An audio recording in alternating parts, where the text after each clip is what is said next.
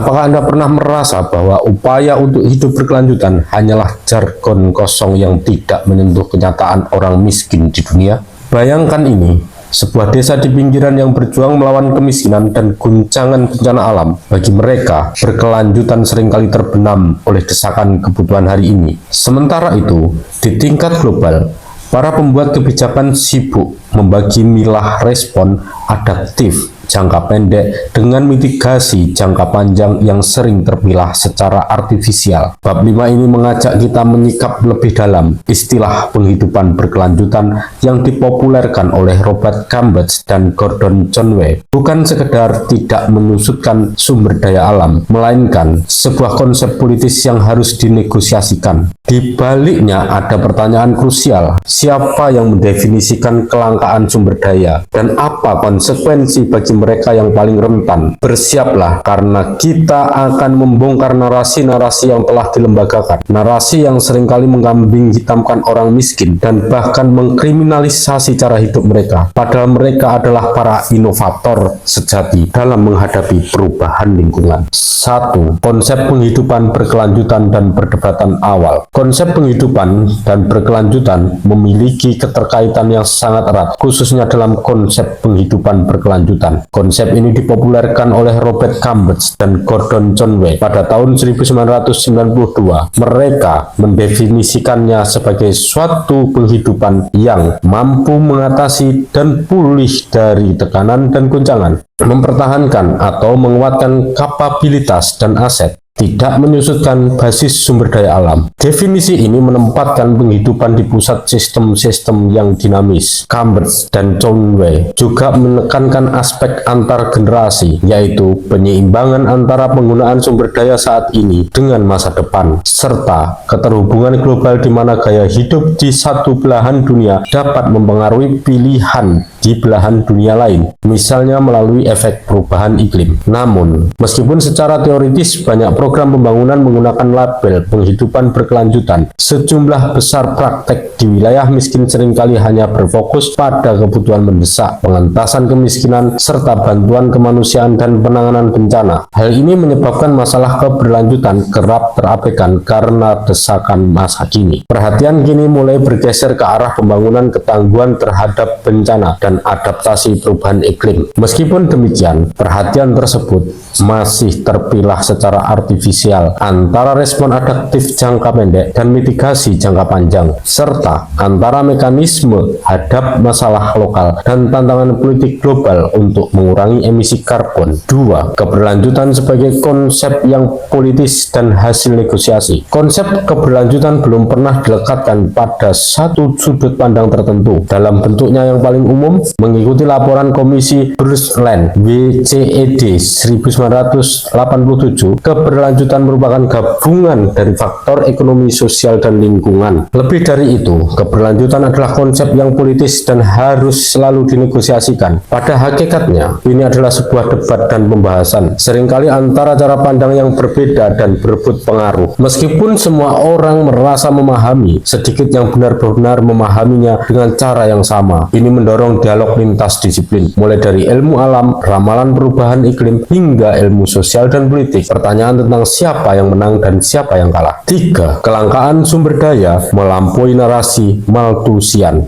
Debat tentang kelangkaan sumber daya sering menjadi argumen kunci dalam kebijakan alokasi sumber daya. Namun, pertanyaan pentingnya adalah sumber daya apa yang langka dan langka bagi siapa dan apa konsekuensi politiknya. Isu ini menguat dalam diskusi tentang pencaplokan tanah, air, dan keanekaragaman hayati. Sebagai contoh, masalah kelangkaan di negara-negara dengan pertumbuhan ekonomi tinggi digunakan untuk membenarkan penguasaan lahan di Afrika dan Asia Tenggara yang dianggap kurang atau tidak dimanfaatkan. Kerangka berpikir yang lebih politis mengajukan argumen bahwa kelangkaan selalu bersifat relasional dan dibangun dalam latar sosial politik tertentu. Narasi penopang kebijakan seringkali menggunakan cerita klasik Malthusian tentang petaka dan kehancuran lingkungan. Meskipun perubahan nyata dan absolut memang terjadi, seperti perubahan iklim, penggundulan hutan, dan erosi tanah, kita harus menelisik bagaimana perubahan ini dipahami dipahami dari sudut pandang yang berbeda. Narasi yang disederhanakan ini telah dilembagakan dalam sistem kebijakan dan pendidikan, seringkali sejak masa kolonial. 4. Pengkambing hitaman penghidupan dan konservasi benteng pelindung. Narasi yang disederhanakan ini menciptakan korban dan juru selamat, orang baik dan orang jahat. Pihak yang sering dijadikan kambing hitam adalah mereka yang hidup di luar norma petani menetap atau penghuni kota, seperti petani tebang bakar, pengembala, atau pengumpul kayu bakar. Mereka dicap jahat, seringkali dengan sedikit bukti ilmiah yang handal. Dalam proses ini, penghidupan mereka didiskriminasikan dan akses mereka terhadap sumber daya yang menjadi gantungan hidup mereka ditutup. Contohnya, pagar dibangun untuk konservasi di taman-taman nasional atau konservasi dengan benteng pelindung. Unit penjaga anti perambah mengejar pemburu dan menghentikan pengembalaan ilegal. Pembakaran sebagai praktek pengolahan ladang dilarang. Tindakan ini, meskipun bermaksud baik, seringkali menyesatkan dan tidak ilmiah. Misalnya di banyak ekosistem, pembakaran adalah bagian alamiah yang menjaga keanekaragaman vegetasi. Melarang praktek semacam ini tidak hanya mengancam penghidupan, tetapi juga dapat meningkatkan kerentanan terhadap pembakaran di masa depan karena menumpuknya rumput dan mengurangi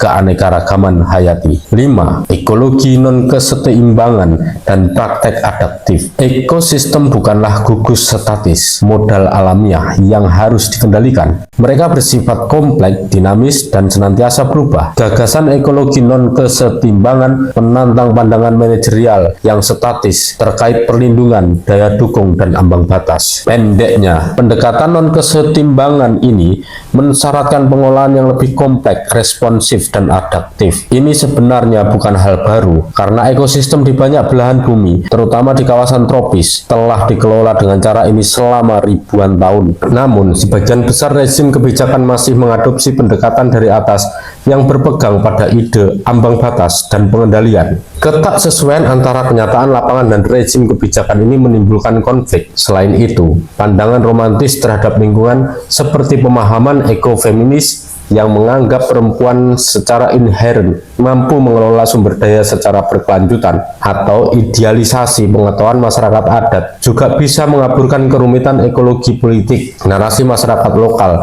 sebagai penyelamat sama bermasalahnya dengan penggambaran mereka sebagai pecundang dan bajingan. Sebaliknya, analisis harus fokus pada praktek keseharian yang dilakukan beragam orang, perempuan, lelaki, muda, tua, kaya, miskin, pendatang, asli, kadang dengan mengintensifkan praktek yang sudah ada, di lain waktu mengganti keseluruhan penghidupan. Contoh-contoh praktek adaptif ini termasuk 1. Petani padi di Sierra Leone. Paul Richard 1986 menyajikan catatan yang sangat terperinci mengenai bagaimana para petani padi di Sierra Leone beradaptasi terhadap perubahan. Inti adaptasi, petani menggunakan pengetahuan lokal secara canggih untuk merespon perubahan dan seringkali mempertanyakan pendekatan yang dipaksakan kepada mereka oleh pihak luar. Signifikansi, studi ini menunjukkan bahwa respon penghidupan bukanlah sekedar mengikuti program transfer teknologi, tetapi sebuah proses adaptif dan transformatif yang muncul dari inovasi lokal yang berkelanjutan. 2. Sejarah lingkungan distrik Machakos, Kenya. Mary Tiffen, Max Mortimer, dan Francis Gikuki 1994 menyajikan sejarah lingkungan dan sosial yang rinci mengenai distrik Machakos, Kenya. Studi mereka secara gamblang menantang narasi Malthusian yang dominan. Pembalikan narasi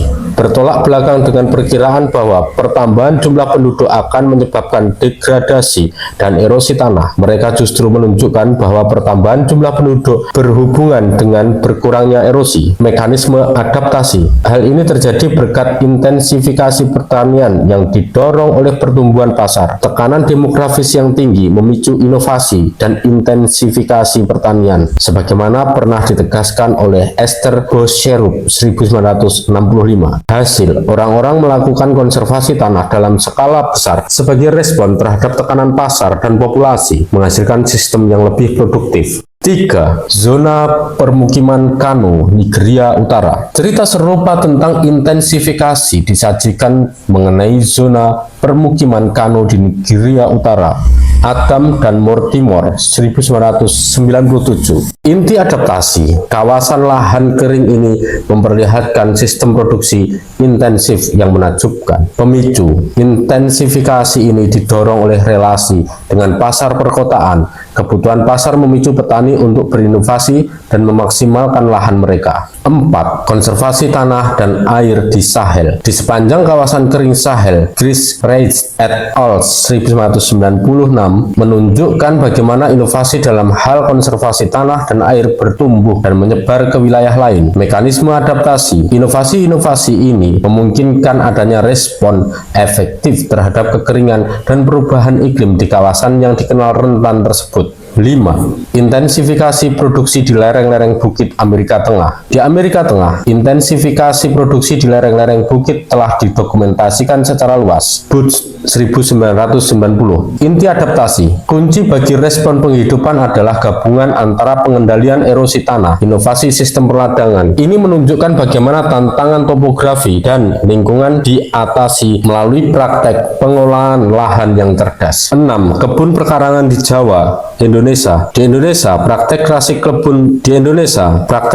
kebun perkarangan di Jawa menunjukkan bagaimana sistem perladangan teras dapat menyediakan cara produksi yang sangat produktif dan terpadu. Inti adaptasi, sistem ini berkembang dalam konteks tingginya tekanan demografi di Jawa dengan menggabungkan banyak spesies dan penggunaan lahan yang intensif dalam skala kecil. Kebun perkarangan menjadi model adaptasi yang terintegrasi dan produktif. Kesimpulan, sifat praktek adaptif. Respon adaptif ini, apakah itu berupa teknologi baru, perubahan praktek pengolahan, perancangan ulang ruang, atau pergeseran strategi pemasaran, muncul berbarengan dengan perubahan dalam relasi ekonomi, sosial, dan politik. Praktek-praktek ini menjelaskan kegagalan banyak upaya replikasi program transfer teknologi dari luar. Adaptasi dan transformasi yang berkelanjutan memberikan kita wawasan tentang keterbatasan dan ambang batas lingkungan yang nyata dan dinegosiasikan. Bagaimana negosiasi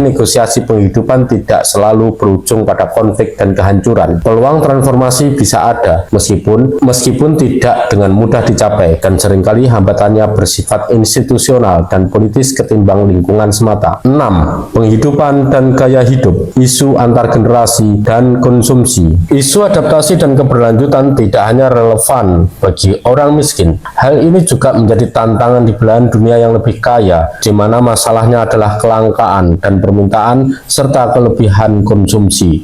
Ketidakberlanjutan gaya hidup kelas menengah di utara dan selatan didorong oleh hasrat konsumerisme dan pertumbuhan ekonomi. Konsekuensi gaya hidup yang boros ini merupakan isu kunci dalam analisis penghidupan karena menyangkut semua generasi. Cambridge dan John W. 1992 menekankan pentingnya pewarisan aset termasuk lingkungan kepada generasi berikutnya. Hubungan antara keberlanjutan lingkungan dan pertumbuhan ekonomi adalah dilema kebijakan paling penting saat ini. Beberapa kalangan berpendapat bahwa kita harus memiliki strategi nirtumbuh atau zero growth jika ingin melindungi kesejahteraan generasi mendatang. Pemikiran ini menantang obsesi menjadikan produk domestik bruto sebagai satu-satunya ukuran kemajuan. 7. Membangun ulang kerangka keberlanjutan. Kerangka keberlanjutan harus melampaui fokus pada satu jenis mata pencarian dan dimasukkan ke dalam dimensi-dimensi politik yang lebih luas. Keberlanjutan penghidupan harus dinegosiasikan dalam konteks global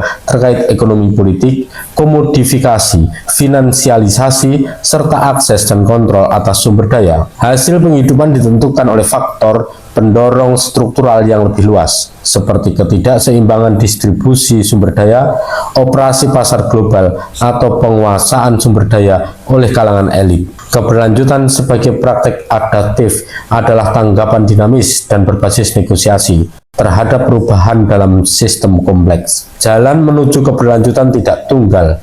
Justru pertanyaan politis tentang keberlanjutan selalu dinegosiasikan, dan kita harus melihat bagaimana dinamika dalam ekologi menciptakan sekaligus menghambat jalur-jalur penghidupan. Faktor pendorong struktural yang lebih luas seperti pola kepemilikan, penguasaan, dan dinamika pasar baru yang dapat mempengaruhi komodifikasi dan jual beli sumber daya adalah kunci. Modifikasi alam yang baru bagian dari ekonomi hijau, menciptakan pasar dan harga baru untuk melindungi modal alam. Namun, proses-proses ini secara fundamental berlangsung melampaui analisis ekonomi politik tentang akses dan kontrol atas sumber daya. Membangun ulang kerangka keberlanjutan berarti membicarakan soal kekuasaan untuk menegosiasikan jalur penghidupan menuju keberlanjutan. Ini adalah tentang pengetahuan akses, kontrol atas sumber daya, pasar, dan kemampuan untuk memilih arah yang berbeda. Penghidupan berkelanjutan harus dipastikan berada dalam ruang gerak yang aman, tunduk pada daya dukung atau ambang batas lingkungan, serta memberikan penghidupan dan gaya hidup, harapan, dan hasrat. Ini adalah jalur yang politis.